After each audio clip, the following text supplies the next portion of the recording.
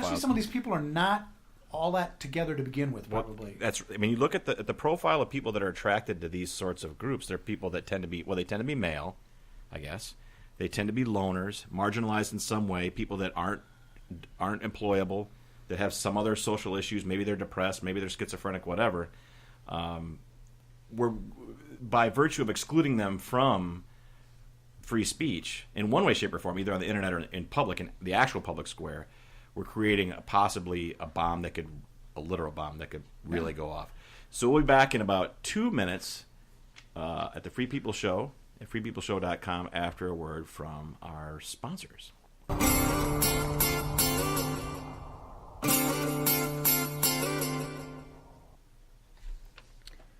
Would you like to experience being one of the free people who produce their own meat and eggs? PurelyPoultry.com has the chickens and supplies you need to raise poultry. Would you like pets who produce eggs you can barter with? A swan on your pond to make your home look more attractive?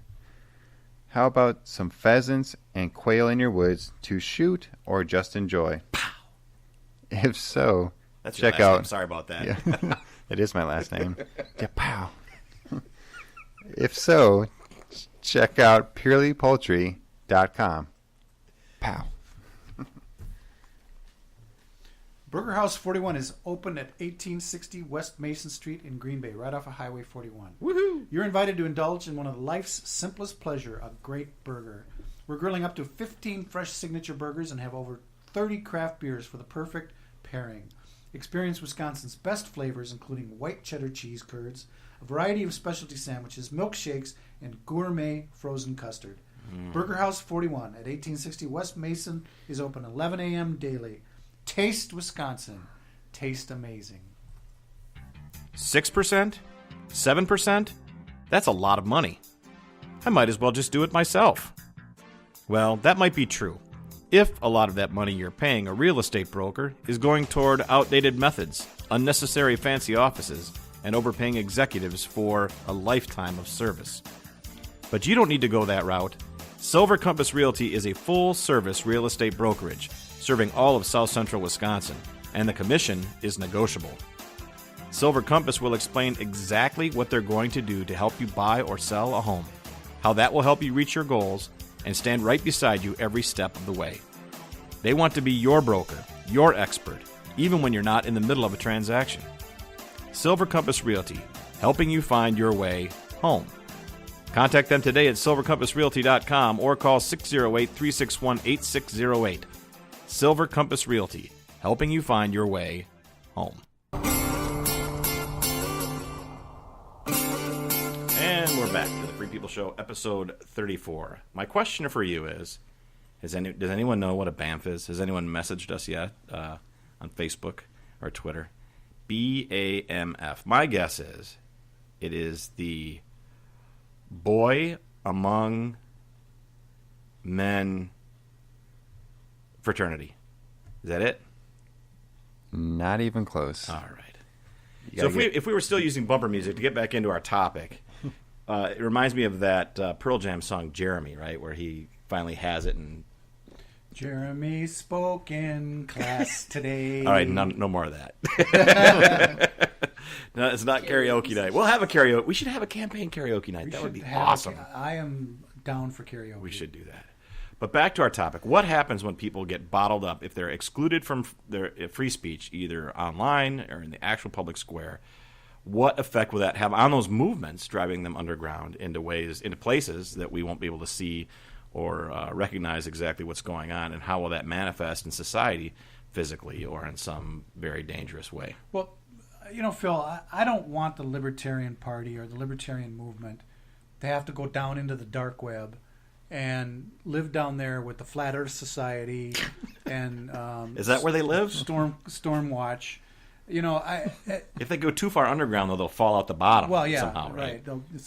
Because China's only like 100 feet below the surface, or something like that.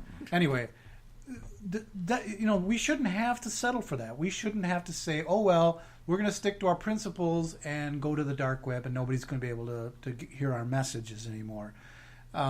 So thinking about that, a radical thought occurred to me. Uh-oh. Wait, Yes, hold it. Not a pragmatic thought. Hold it. Well, it might be kind of pragmatic, but it is actually kind of radical. Well, let's for hear it first libertarians. and see what Is it is.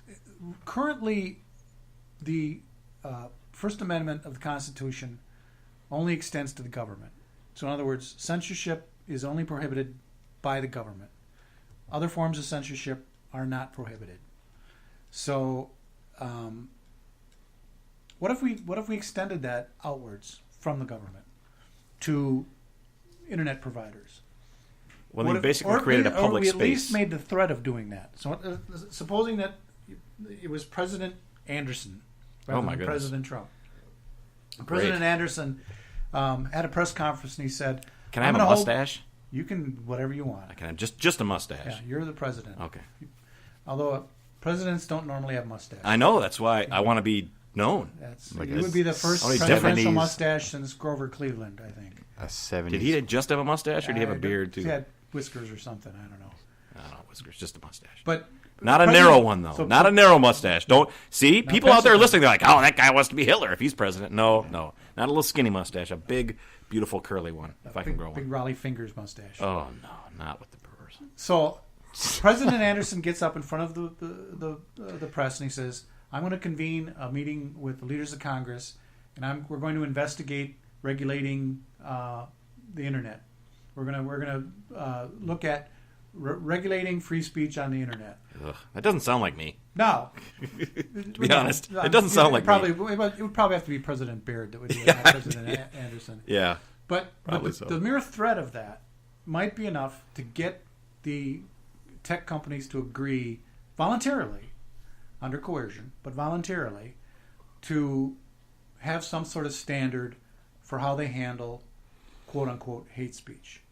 Now, I think that's not a hard thing to do. I think that here's my standard for what they could consider hate speech and what they could consider not to be hate speech. And to me, it's really simple. Do you say all Jews should be exterminated? That's not hate speech. Now, you, Mike Feldman, Jew, I'm going to come over to your house and kill your whole family. That's hate speech. so a specific threat, A specific threat, and that happens all the time. and There's all these stories. that's already protected, or not protected. That's already considered hate speech now. Well, I yeah, believe. and you can get a specific banned. You can get banned from Twitter. incitement to specific violence. I and think is the Facebook, standard now, for if you're reported for that sort of behavior. and you can get arrested. I believe too. It's possible. I think that's the distinction. I don't know if that's quite as clear, but my point is that's a very clear line. You know, someone talking in general about, and it is hateful speech. So technically, progressives are correct that saying all Jews should be exterminated, that is hate speech, but it should be protected hate speech. If you're just talking, because the Supreme Court has time and time again ruled that the clear and present danger standard, that unless there is a clear, even in the case of incitement, I think you mentioned that a week or two ago, maybe last week, the whole idea of incitement, that you could be standing in front of a crowd saying kill the Jews, is not enough to be considered actionable by the government. So to me, there's a very clear line that could be drawn.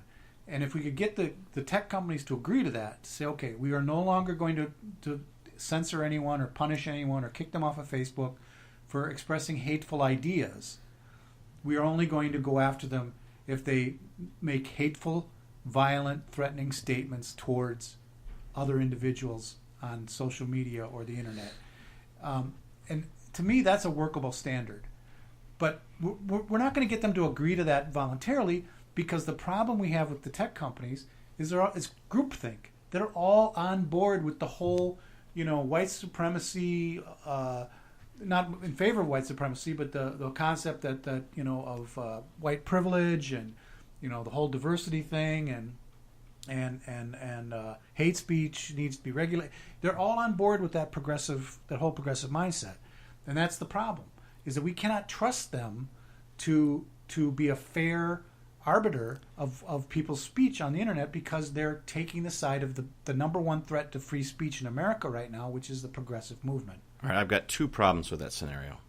Number one, and you mentioned it already, is that these are currently private businesses. Although given the fact that they're already in bed with the government in terms of, giving away data and building in back doors so the government can get in, I guess that's sort of arguable whether they're public or private.